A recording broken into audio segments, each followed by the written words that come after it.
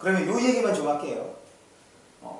지금 1컷을 보면 92점, 그 다음에 2컷은 85점, 3컷은 이제 75점 되는데, 아마 올 한 해 이제 1등급하고 2등급 컷이 보통 2점수대에서 왔다 갔다 할 거야. 그런데 2학년이 되면 이 점수가 훅 떨어집니다. 3학년이 되면 떨어진 점수가 회복이 안 돼요. 왜 그러냐면 애들이 공부를 제대로 안 해서 그래요. 국어 공부를 제대로 하셔야 여러분들 내신에도 도움이 될 거야. 내신하고 모의고사는 별개가 아니에요. 같이 간다는 생각으로 해주시는 것이 양쪽으로 시너지가 납니다. 충분히 그럴 수 있어. 그래서 지금 1학년 때 성적이 여러분들이 앞으로의 성적을 가늠한 대표한다 혹은 알 수 있다 그렇게 생각하지 마세요. 그리고 계속 얘기하지만 시간 안에 풀려는 노력하지 마시고, 그러면 이제 18학년도부터 먼저 푼 이유를 간단하게 얘기를 하면, 지금 여기에 있는 문제 일부는 우리가 지난 12월에 풀었던 문제가 들어있었죠. 그러니까 처음으로 80분이라는 시간을 재서 문제를 풀었단 말이야. 물론 본 지문이 있고 푼 지문이 있긴 하지만 어때? 시간 안에 못 푼 친구들도 있을 거고 시간 안에 문제를 푼 친구들도 있을 거라고.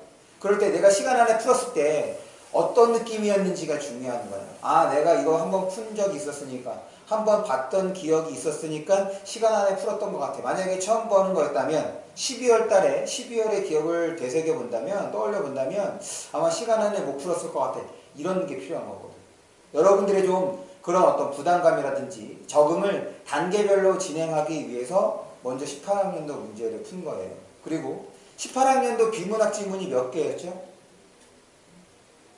지금 이거 모의고사 몇 개야? 비문학 지문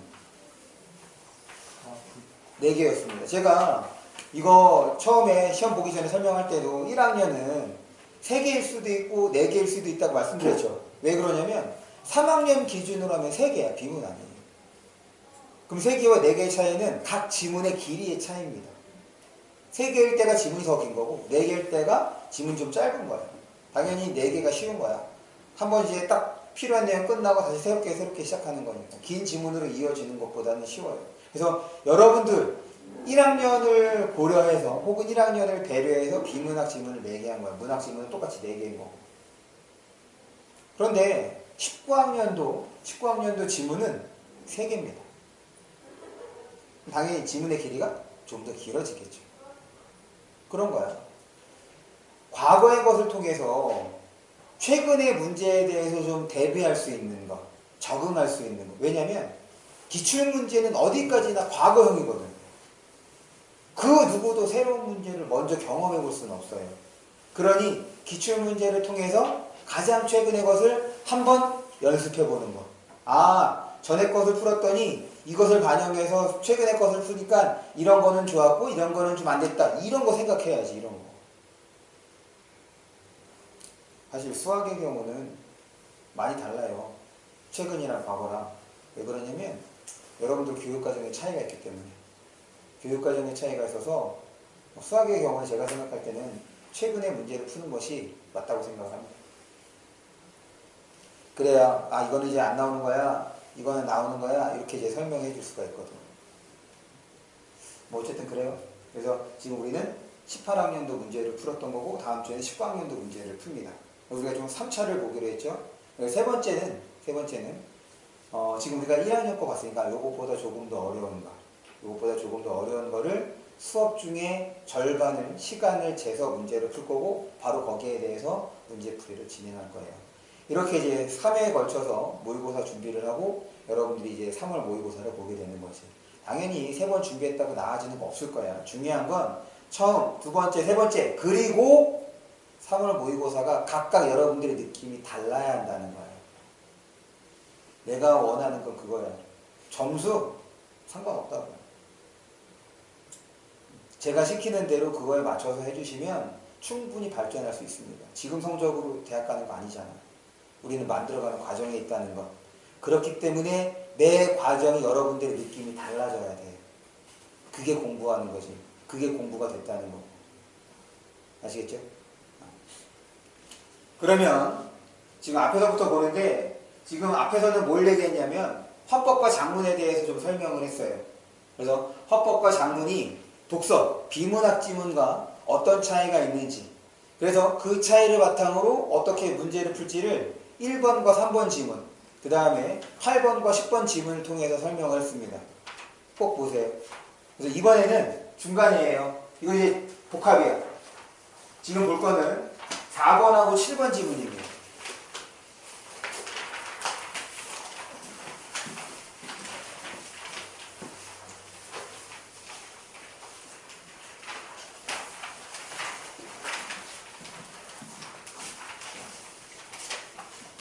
왜 안 돼?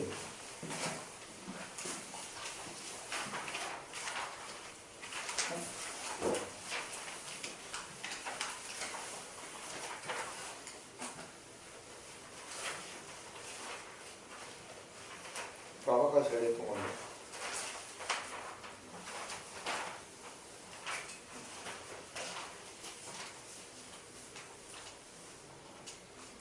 배터리가 없나?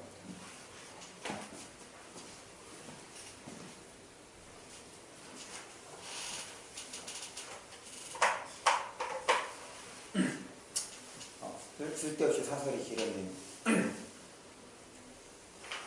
다시 이번 시간에 4번에서 7번 지문을 보는데 앞에 얘기했던 것처럼 1번에서 3번 지문하고 8번에서 10번 지문을 통해서 화법과 작문의 특성과 그 다음 접근법에 대한 설명을 했으니 꼭 보셔서 다음 모의고사, 다음 주에 모의고사를 볼 때는 꼭 그 방법대로 여러분들이 보기를 좀 바랍니다. 여기에서 설명할 거는 지금 이제 최근에 전에는 1번부터 5번까지가 화법이었고 6번부터 10번까지가 작문이었어요. 이렇게 영역이 분리가 됐단 말이야. 그런데 최근에는 이 4번에서 7번처럼 화법과 작문의 융합지문, 복합지문이 이제 최근의 경향입니다.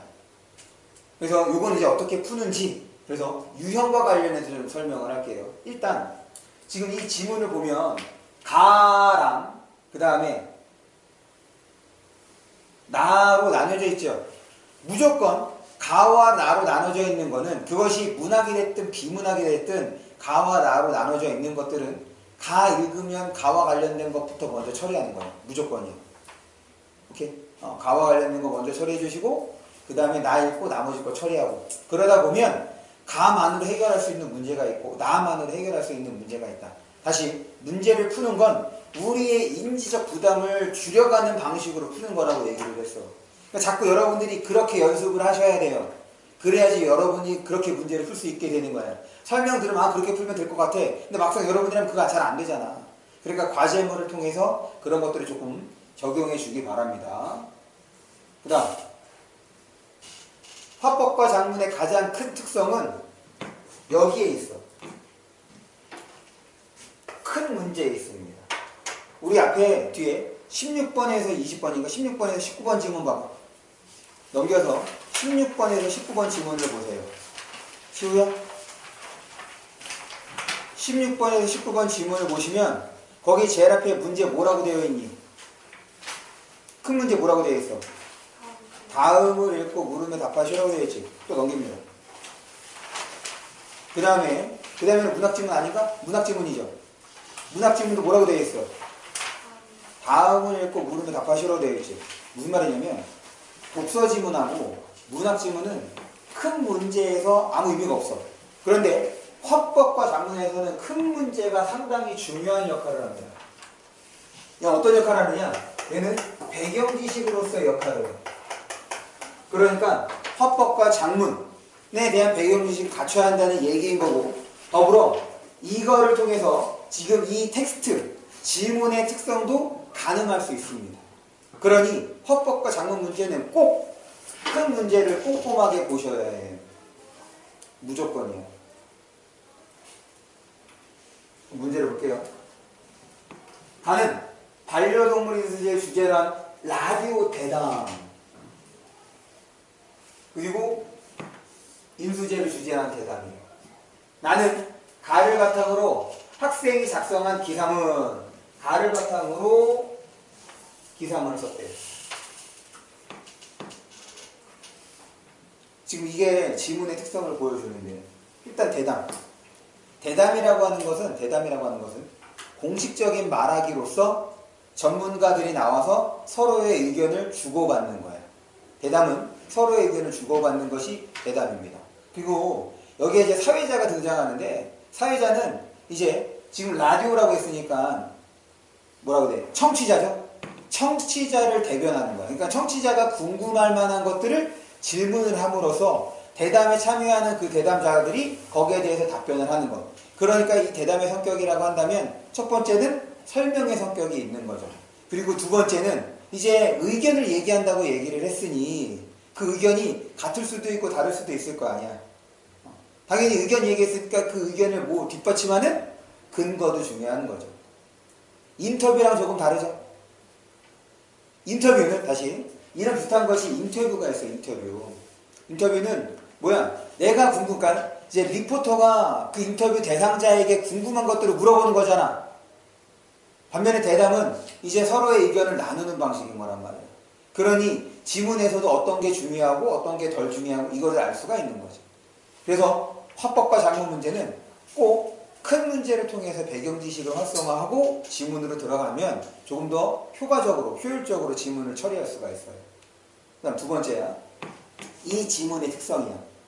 이 지문의 특성은 나는 이 내용이 반영이 된대. 야, 반영이 된다는 얘기는 그대로 들어갈 수도 있고 내용이 변형될 수도 있고 또 한 가지는 대담에서 어떤 내용이 들어갈 수 있는 거지.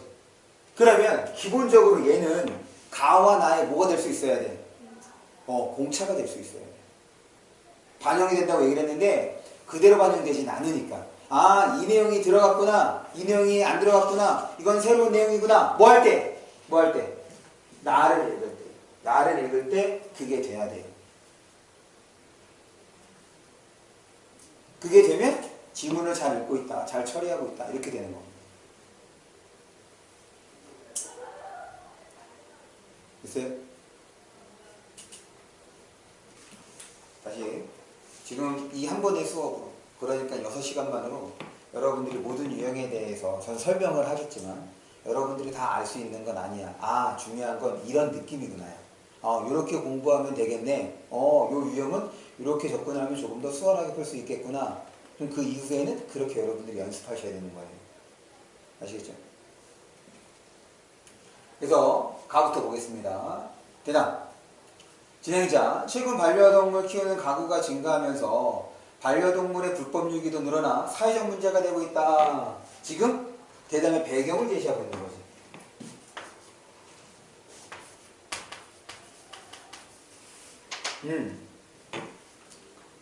이 얘기는 좀 해야겠네.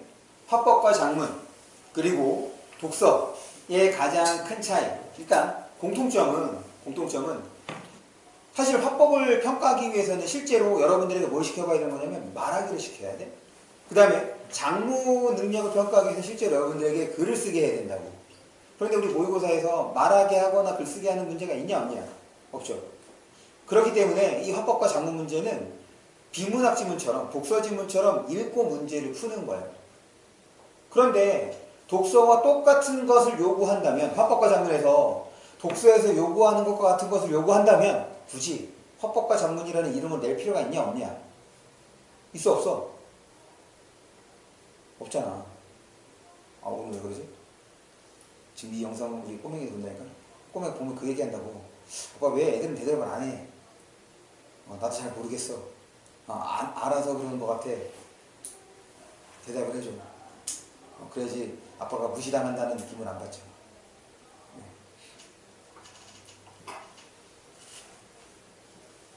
그렇죠? 네. 이 대답, 고개를 끄덕여서는 알 수가 없잖아. 영상에는 나만 나오니까 대답을 해주셔야 되는데 방금 이렇게 대답해 주시면 목소리가 안 들어갑니다. 더 크게 해주셔야 돼요. 농담이야. 다시. 지금 화법과 왜? 아무것도 아니에요. 화법과 작문, 그 다음에 비문학의 차이는 일단 공통적인 것은 내용 파악이에요. 내용에 대한 이해. 그런데 이 독서는, 비문학은 이 내용 이해가 주야. 화법과 작문 이게 주가 아니야. 내용은 쉬워. 그럼 뭐가 주냐? 화법과 작문에서는 표현 방법입니다. 어떻게 하면 상대에게 효과적으로 전달할 수 있는가 이거야. 그래서 제가 이렇게 쓰는 것들에 대해서 여러분들도 화법과 작문 지문을 읽을 때는 그렇게 볼 수 있어야 돼. 먼저 배경을 제시하고 왜 이 대담이 진행되는지 그 이유를 제시하고 있구나. 그러면서 사회자가 누구 먼저 발언하게 하는지 순서도 지금 지정해주고 있구나. 이런 것들. 이거는 내용하고 좀 거리가 있는 것들이잖아. 화법과 작문에서는 먼저 그것을 물어보는 거야. 왜? 효과적으로 어떻게 하면 잘 말할 수 있는가 혹은 잘 쓸 수 있는가를 화법과 작문을 통해서, 내용 파악의 내용 이해에 대해서는 독서, 비문학을 통해서 물으려고 하니까. 그래서 이렇게 그러니까 비문학 설명했던 거는 조금 다르죠.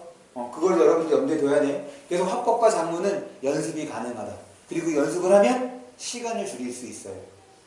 시간을 줄인다는 얘기는 지금 뒤에 있는 문학이라든지 그 다음에 독서, 비문학 문제를 조금 더 잘 볼 수 있다. 이렇게 되는 거죠. 그러니까 화법과 작문, 문법까지는 3학년을 기준으로 다 마치는 것이 전제야. 다 마치는 전제로 시간을 줄이는 겁니다. 시간에 대한 얘기도 앞선 수업에서 설명을 했어요.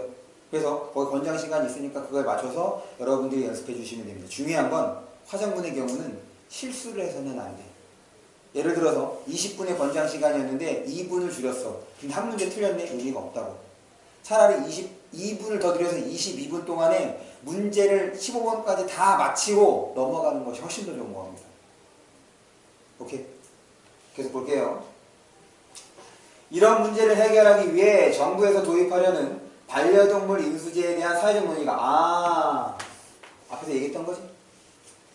사회적 논의가 활발하게 진행되고 있는데 오늘은 반려동물 인수제의 동물 복지과 요 과장하고 동물보호단체 이렇게 모시고 이야기를 나누어 보겠습니다. 먼저 누구에게 무엇인가요? 그럼 당연히 이제 김 과장은 반려동물 인수제가 무엇인지를 설명을 해야겠죠? 넘어갑니다.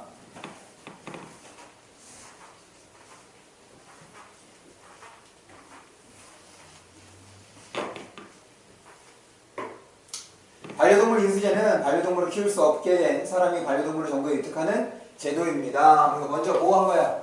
인수제에 대해서 개념 혹은 정의를 하고 있는 거지. 불법 유기된 반려동물이 늘어나면서 이와 관련된 여러 가지 사회적 문제가 발생하고 있습니다.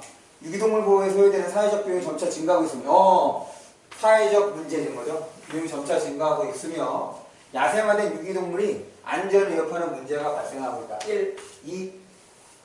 이런 문제들을 해결하기 위해 반려동물 인수제를 도입할 필요가 있다. 도입할 필요가 있다. 이거는 김 과장의 의견이죠. 그리고 여기에 대해서 뭐야? 이거를 긍정적으로 생각을 하네. 진행자. 정부 위탁을 통해 불법 유기를 줄이자는 것이군요. 지금 이건 뭐야? 이거는 지금 김 과장이 한 얘기를? 그렇죠. 요정이죠, 요정. 요약 정리. 이거 왜 그러냐면 이게 라디오잖아? 말로 하는 거야.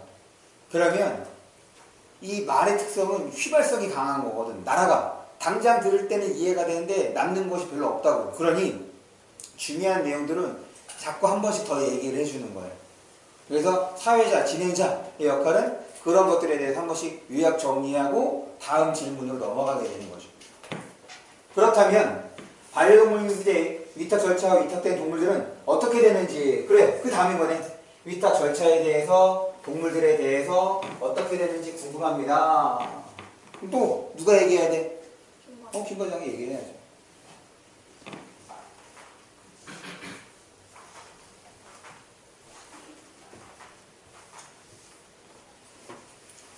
반려동물을 키울 수 없게 된 사람이 양육 포기 신청을 한 후 어떻게 하였습니까? 한 후 일정한 비용을 내고 맡기면 정부가 나머지 비용을 보조해, 정부가 비용을 보조해서 반려동물을 관리하면서 새로운 주인과 연결해 줍니다. 보호소에 입닥된 동물을 입양하는 사람에게는 정부가 양육비용 등을 지원하여 입양을 활성화한다면, 그거 주의해서 봐야겠네.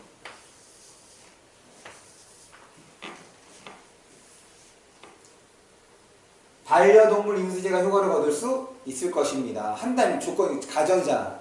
그러니까 지금 상황에서는 아직 양육비용 등을 정부가 지원하고 있는 건 아닐 수 있겠네. 이렇게 가정을 했으니까. 그럼 일단 지금 정부가 지원해 주는 건 요거죠. 비용, 그거. 위탁 비용. 관리 비용. 계속.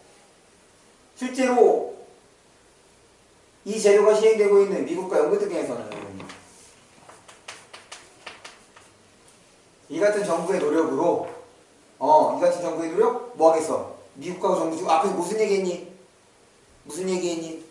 지금 양육비용 등을까지 정부가 지원해주면 입양이 활발하게 일어날 수 있다는 얘기를 하고 있는 거잖아. 그 다음에 그에 대한 사례인 거잖아. 그럼 이 같은 정부의 노력은 미국하고 영국에서 어떻다는 거야? 그렇지. 양육 비용도 지원해준다는 얘기인 거지. 야, 지금 이거 보고 있는 방식이 뭐랑 비슷하냐? 우리 지금 비문학 읽는 거랑 비슷한 거 아니야? 그래서 지금 독서가 비문학 지문이 좀 까다롭다, 잘 안 된다 하는 친구는 화법과 장문으로 연습하셔도 됩니다. 추천할게요. 뭘 추천할 거냐면 EBS 문제집이 있어요. EBS 문제집이 뭐 1학년, 2학년 그런 거 사지 아니고 수능 특강을 삽니다. 수능 특강에 화법, 장문, 그 다음에 화법, 장문, 문법, 그리고 문학, 독서 이렇게 세 권으로 나눠져 있거든. 그래서 화장문을 사세요. 화장문을 사서 그거를 풀어보면 지금 이 화법과 장문 연습도 되면서 비문학 연습도 될 거야. 왜? EBS는 그 수능 특강은 몇 학년을 대상으로 하는 거지? 3학년 대상으로 하는 거야. 그러니 거기에 있는 화법과 장문의 내용은 여러분들 수준에서 어려울 수 있어요. 그러니까 일반적인 비문학 지문보다는 좀 쉬운데 우리가 이렇게 1학년, 2학년 때 보는 것보다는 조금 더 전문화된 내용으로 나오는 것이 EBS 화법과 장문 지문입니다. 그거 사서 풀어도 좋습니다. 그걸로 비문학 연습하셔도 좋아요. 물론 일석이조지. 비문학 연습도 될 거고 그 다음에 화법과 장문에 대한 연습도 될 거예요. 그래서 조금 독서가 비문학이 까다롭다, 잘 안 된다 하는 친구는 화법과 장문을 연습해도 좋습니다. 지금 이게 처리하는 방식이 똑같잖아. 여기에 뭐가 된 거냐면 표현 방법, 전개 방식에 대해서도 생각해 볼 수 있느냐 이렇게 되는 거지. 그러니까 내가 여기가 사례랑 써잖아. 앞에다가 배경이나 써주고 지금 이제 집에 가서 이제 뭐 월요일이나 화요일에 영상을 보면 제가 화법과 장문 설명할 때 그동안에 비문학 설명했던 건 다른 방식으로 설명한다고 이런 것도 더 많이 써. 뭐 대조, 그 다음에 뭐 질문 형식 이런 것들. 왜? 화법과 장문은 그런 것들을 통해서 문제를 내니까. 됐어요? 계속 봅니다. 네, 그렇군요. 김 과장님의 이런 의견에 대해 최 대표님은 어떻게 생각하시나요? 그럼 두 가지밖에 없죠. 그렇지. 찬성반대. 의견이니까 여기에 대해서 찬성반대예요. 지금 이 표현을 통해서 동의하는지 혹은 반대하는지를 생각해야 돼. 요게 일단 다 지문에서의 포인트가 되는 거예요. 서로 다른 의견으로 접근하고 있기 때문에 앞에서 지금 김 과장은 한 거 여태까지 한 거 뭐야? 요거에 대한 설명인 거잖아. 그러면서 잘할 수 있어. 이렇게 되면 조금 더 원활하게 이루어질 수 있을 거야. 그러면 이런 사회적 문제들도 해결할 수 있을 거야. 거기에 대해서 어떻게 생각하냐 물었으니 넘어갑니다. 그러면 최 대표 거를 읽을 때 일단 동의하는지 반대하는지를 생각하면서 반대한다면 또 뭐가 필요한 거야? 근거가 필요하지. 의견이니까. 지금 앞에서 김 과장의 근거는 사례죠. 미국과 영국의 사례를 통해서 이런 게 된다면 잘 될 거다라는 얘기를 했어. 최 대표입니다. 물론 저도 반려동물 입양이 활성화되면 반려동물 인수제를 통해 불법유기 동물 문제가 개선될 수 있을 것이라고 생각합니다. 지금 이 내용. 이 내용은 뭐야? 지금 김 과장의 내용이에요. 그렇죠. 동의인데 물론이라고 얘기를 했어. 물론. 우리 보통 동의할 때 100% 동의할 때 물론이라는 말 안 쓰잖아요. 뭔가를 전제하고 물론이라는 말을 쓰는 거지. 그 다음에 그런 데가 튀어나와. 이 지문에서 중요한 거. 여러분들 이 지문을 통해서 여러분들이 잘 알고 있어야 되는 것들. 이게 이제 포인트가 돼요. 사실 우리가 이제 문제를 풀었으니까 요거를 이용한 문제 있었죠? 이게 몇 번 문제냐면 5번 문제입니다. 5번 문제에다가 발표해 주세요.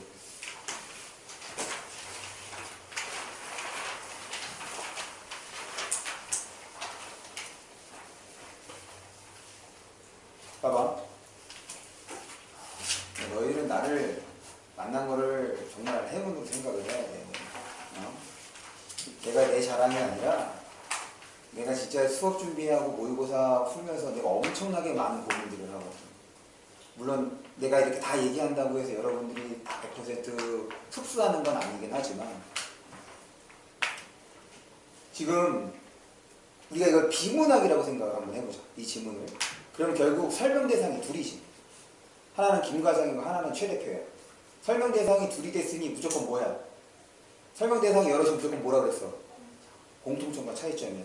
근데 기본적으로 뭐가 클 수밖에 없어? 그렇지. 대상이 달라졌기 때문에 차이점이 클 수밖에 없는 거야. 바꿔 얘기하면 공통점은 여러분들이 잘 인지하지 못할 가능성이 높습니다. 그러니까 공통되는 의견이 나오면 걔는 문제화될 가능성이 엄청나게 높아. 그러니까 지금 5번 문제가 단독 나온 거야. 그럼 봐봐. 지금 얘는 우리가 이제 물론 읽어서 알고 있긴 하지만 의견이 지금 이 최 대표는 김 과장하고 의견이 반대죠. 달라. 그러면 이거를 연장으로 한번 생각을 해볼게요. 연장으로. 화법에는 여러 가지 유형이 있습니다. 화법에는 지금 앞에서 우리 1번에서 3번 지문은 강연이야.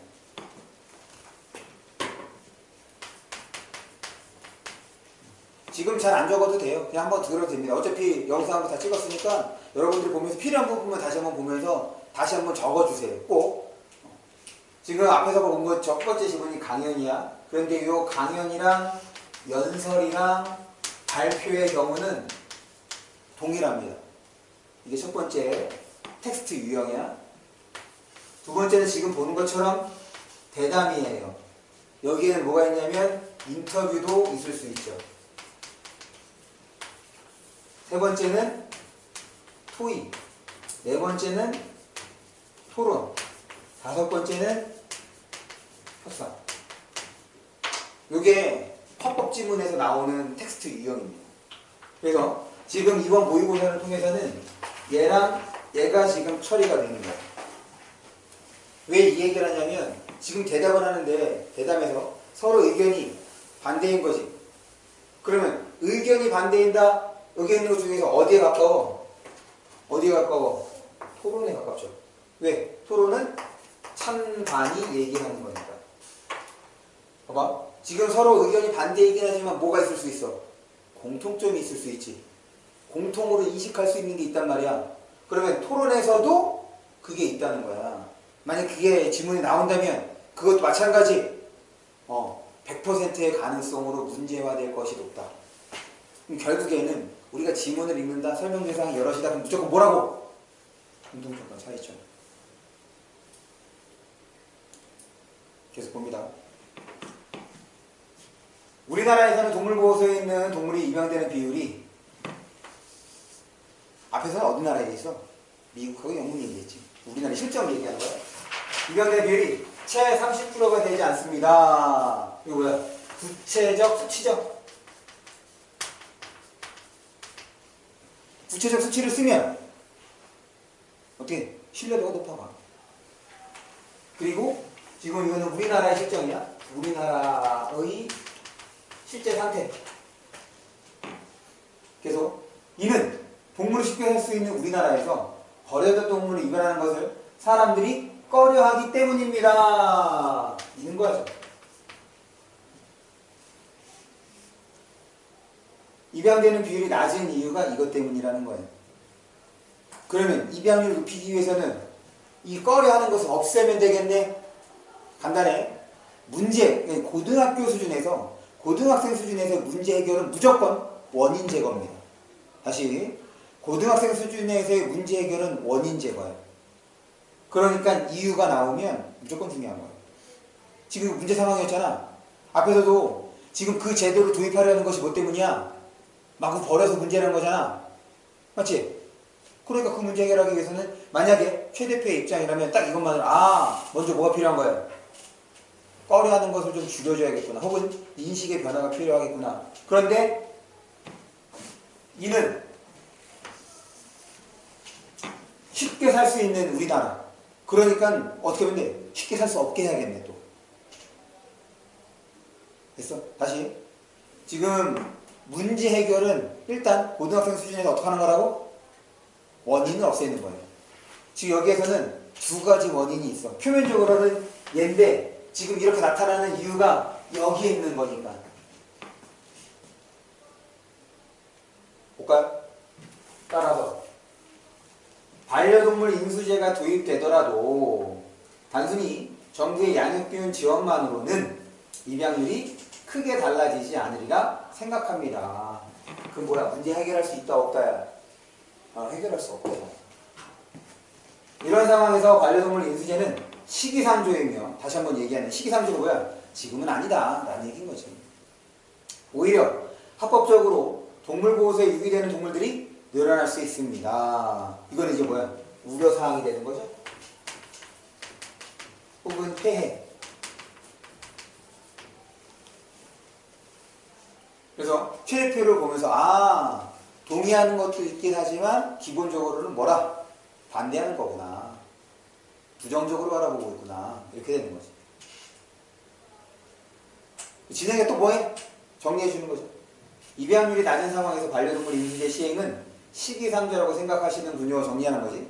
그렇다면 반려동물 불법유기 문제를 그래! 지금 위에서는 김 과장은 그렇게 하면 해결할 수 있다고 얘기했는데 얘는 그걸로는 해결이 안 된다고 얘기를 했잖아. 그러니까 당연히 해결책을 요구해야겠지. 그런데 해결책을 우리 입에 알고 있어. 뭐 하면 돼? 아까 그 원인 얘기해 줬으니까 이 원인을 해결해, 없애주면 되겠다. 넘어갑니다.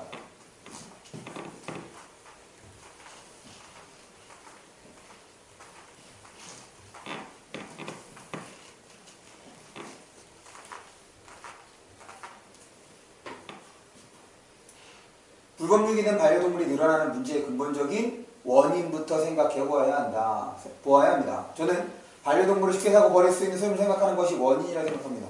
지금 앞에서 얘기했던 거 한 번 더 얘기해 준 거잖아요. 이제는 반려동물 하나의 생명체로 존중하고 양육에 책임을 지는 사회적 분위기를 형성하기 노력할 지금 이렇게 생각하는 것이 원인이어서 이렇게 분위기를 형성해야 된대. 이와 함께 그리고 이게 첫 번째 거네요. 반려동물을 키우기 위한 사전교육을 의무화하고 반려동물을 불법적으로 유기했을 때 법적 처벌을 강화하는 것 등의 제도적 장치를 마련하는 것도 필요할 것입니다. 진행자 김 과장님은 반려동물 인수제를 도입하자는 의견을, 최 대표님은 그보다는 문제의 근본적인 원인 해결이 더 중요하다는 의견을 주셨습니다. 최종적으로 정리했네요. 청취자 게시판도 뜨거운데요. 됐죠? 그렇게 가봤으니까 이제 문제로 돌아가서 해결해 주면 되지. 뭐 해결할 수 있겠어? 4번 문제 해결할 수 있고, 그 다음에 5번 문제 해결할 수 있고, 그 다음에 나머지는 나를 읽어야 되는 거잖아. 그럴 때 일단 4번 문제를 봅니다.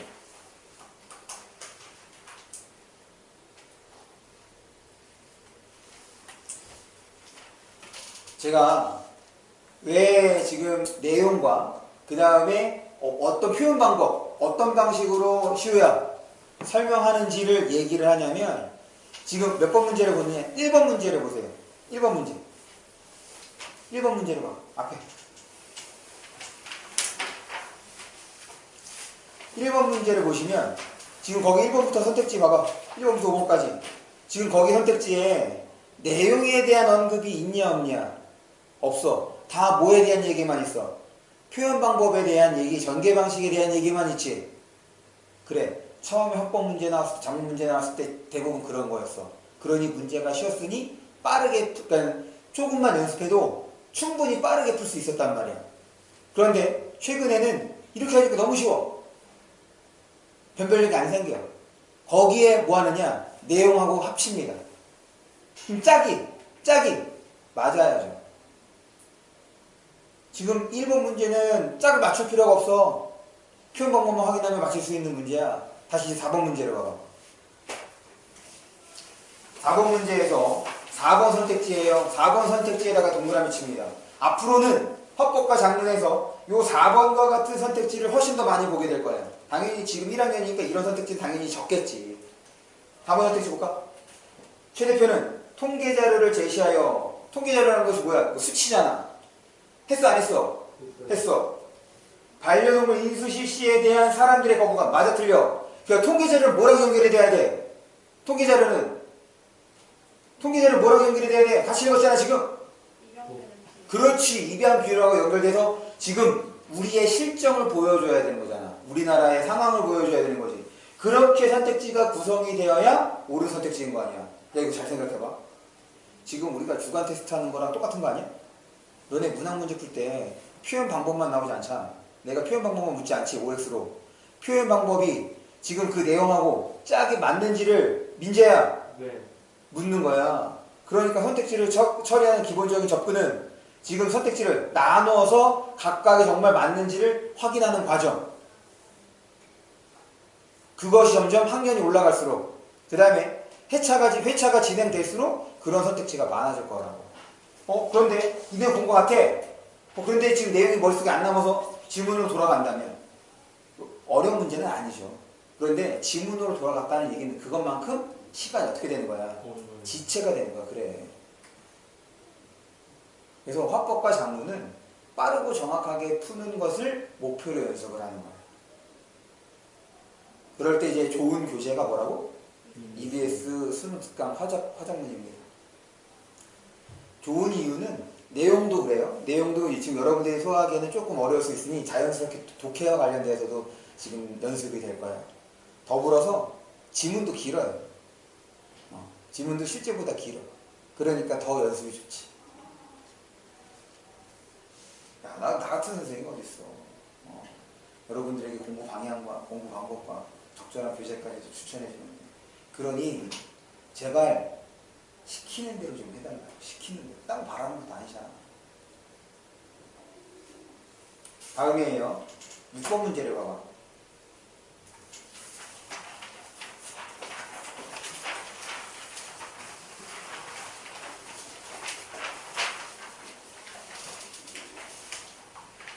번 문제를 보시면 가를 참고하여 세운 작문 계획 중 나에 반영된 내용을 적절하게. 야, 지금 문제에서 보는 거긴 하지만 아까 전에 큰 문제를 봤을 때 이거는 당연한 거였잖아. 왜냐? 가를 듣고선 글을 썼대. 그러니까 당연히 반영이 될 거 아니겠어? 그런데 아까 반영이 될 때 그대로 반영이 되는 것도 있고 반영이 안 되는 것도 있고 새로운 내용도 있고 이렇게 되는 거란 말이야. 이게 기본적인 거야. 그러니까 다시 한번 국어는 다른 요령이 필요한 게 아니야. 정말 문제에서 요구하는 것이 무엇인지, 텍스트에서 설명하라는 것이 무엇인지만 잘 파악하면 문제는 그냥 따라오는 거라고. 내가 왜 이 얘기를 미리 하느냐? 이제는 여러분들이 이렇게 문제가 구성이 되고 이런 질문 이런 것들을 요구하니 그렇게 보려고 하면 훨씬 더 효과적으로 접근할 수 있잖아. 시간을 단축할 수 있다. 무슨 말이냐면 백날 문제 풀면 도움이 돼요. 그런데 이 도움이 개미 코딱지만큼밖에 도움이 안 돼. 여러분들에게 시간은 정해져 있잖아. 여러분이 쓸 수 있는 시간이 많지 않다고. 그러니까 내가 미리 알려주는 거란 말이야. 이렇게 보면 된다. 그러니 어떡하라고? 시키는 대로 하라고. 결론은 없어요. 그냥 시키는 대로 하는 거야. 얼마나 단순해. 얼마나 쉬워. 국어는 시키는 대로. 이제 나를 봅니다.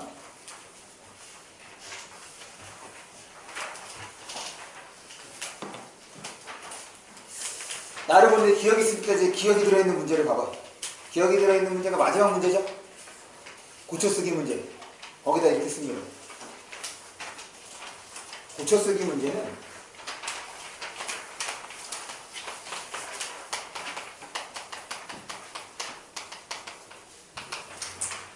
문제는 얘는 문법이 결합되는 거예요. 그런데 우리가 문학도 그렇고 이 화법과 작문도 그렇고 기본적으로는 뭘 해야 되는 거냐면 읽었으니까 내용 이해, 내용 파악을 하는 거잖아. 맞지? 그런데 거기에 지금 여러분들 수준에서 문법까지 적용하면서 읽어낼 수 있겠어? 당연히 안 되지. 그러니까 고쳐쓰기 문제는 다 읽고 문제를 푸시고 그냥 지문을 끝까지 다 해서 내용 먼저 소화하시고 그 다음에 풀어주세요. 그리고 모르는 건 그냥 찍어. 어쩔 수 없지 뭐.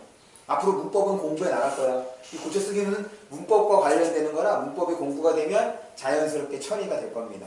그런데 이 고쳐쓸 때는 어떤 것도 고쳐쓰냐면 내용하고 맞지 않는 것, 주제에서 벗어나는 것도 고쳐쓰는 거잖아. 그냥 읽다가 주제에서 벗어난 것들에 대해서는 바로바로 확인해 주세요. 주제에서 벗어난 것들에 대해서만. 다시 고쳐쓰기 문제는 문법과 관련되기 때문에 어떻게 한다? 마지막에 푼다. 지문을 다 읽고 문제를 푼다. 다만 읽다 보면 내용이 안 맞는 것들이 있어. 그런 것들만 처리를 해줍니다. 아시겠죠? 봅니다. 본문.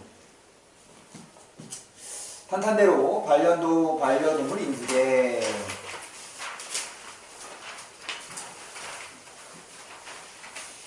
반려동물을 키우는 가구가 늘어나는 만큼 불법육이 되는 동물의 수가 급증하고 있고 이에 따른 사회적 문제가 늘어나고 있다. 그래. 현재 상황인 거죠? 아까 최근에 그 사회자가 얘기한 거, 진행자가 얘기한 것도 그대로인 거야. 농림축산식품부에 따르면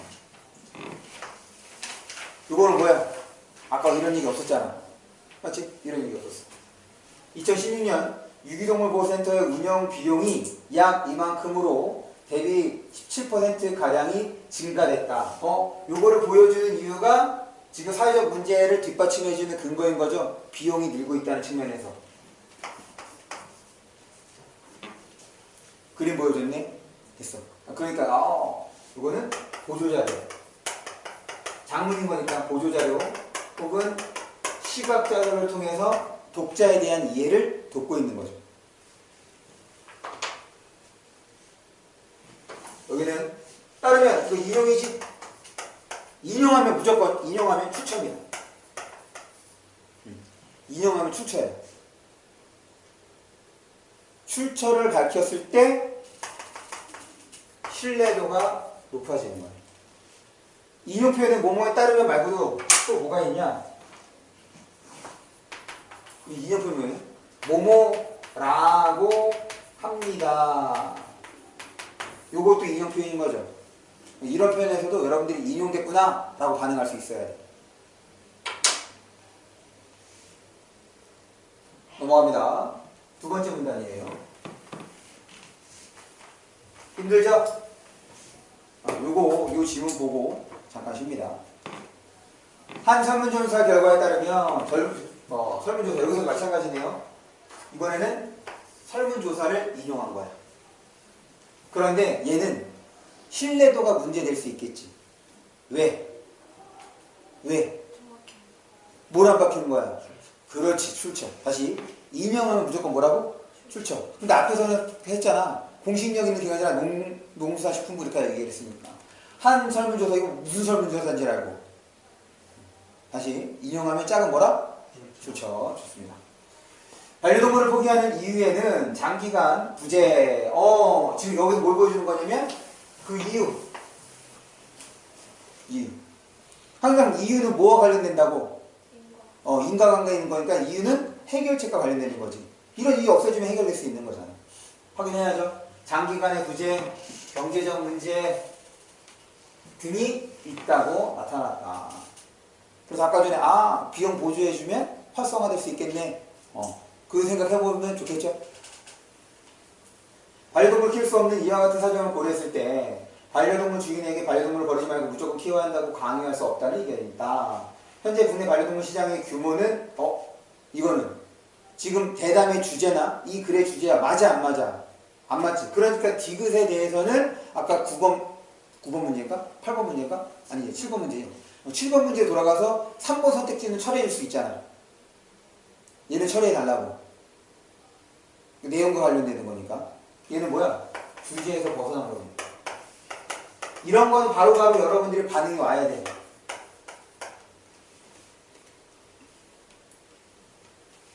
그래서 양육이 어려워진 반려동물을 보호소에 위탁하면 정부에서 입양처를 연결해주는 반려동물 유지 도입이 필요하다는 주장이 지금 이거 보고 뭐 생각나야 돼? 김 과장이 생각나야지. 그런 카페 이런 것들은 김 과장의 의견을 조금 뭐 할 수 있는 거야? 뒷받침해 줄 수 있는 거지. 그래 이런 거. 그래 경제적 문제 정부에서 해결해주면 활성화될 수 있을 거 아니야. 계속 반려동물 양육을 합법적으로 포기할 수 있는 절차를 마련하여 불법유기로 인해 발생할 수 있는 사회적 문제를 예방하자는 취지다. 그래서 지금 이 문단은 누구의 의견을 제시한 거야? 김 과장의 의견이 반영이 된 거야. 3문단이에요.